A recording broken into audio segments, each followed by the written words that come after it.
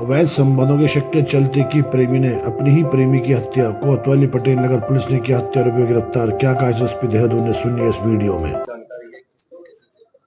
एक युवती हरिद्वार की शहनूर नाम की थी, जो यहाँ पर काफी दिनों से रहकर यहाँ पर काम कर रही थी। स्पा सेंटर और ब्यूटी पार्लर में काम कर रही थी और उसकी गुमशुदगी इसकी मदर के द्वारा 29 जनवरी को लिखवाई गई थी, क्योंकि वो यहाँ जब काम कर रही थी बहुत टाइम से जब उसका संपर्क अपने पेरेंट्स से नहीं हुआ, तो उनकी मदर यहाँ पर खोजते हुए आई थी और उनको यहाँ पर जानकारी करने पे एक राशिद नाम का, जो मुजफ्फरनगर का है, उसके बारे में पता चला कि वो उसके साथ पटेल नगर क्षेत्र में निवासरत थी।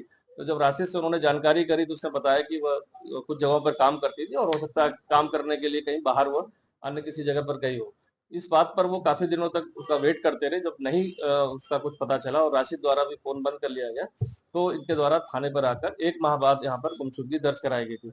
गुमशुदगी दर्ज होने के बाद राशिद की, चूंकि नाम आया था उसमें, उसकी तलाश की जा रही थी, लेकिन लगातार वो अपने घर और रिश्तेदारों में कहीं पर मौजूद नहीं था। कल देर रात्रि सूचना मिली कि वह अपने किराए के घर में अपना कुछ सामान लेने आया, जिस पर उसको पूछताछ की गई और थाने लाया गया। थाने पर पूछताछ पर कुछ हमारे पास इसमें पहले एविडेंस भी आए थे, तो उसके आधार पर जब पूछताछ की गई तो उसने बताया कि उसने मृतका शहनूर को गला दबाकर उसकी हत्या कर दी और हत्या करने के बाद 27 दिसंबर को ही उसने एक सूटकेस खरीदा बाहर विशाल मेगा मार्ट से और रस्सियां कर दी और उस सूटकेस में उसकी स्कूटी पर रखकर उसको आशा रोडी के आगे जंगलों में कहीं फेंका है।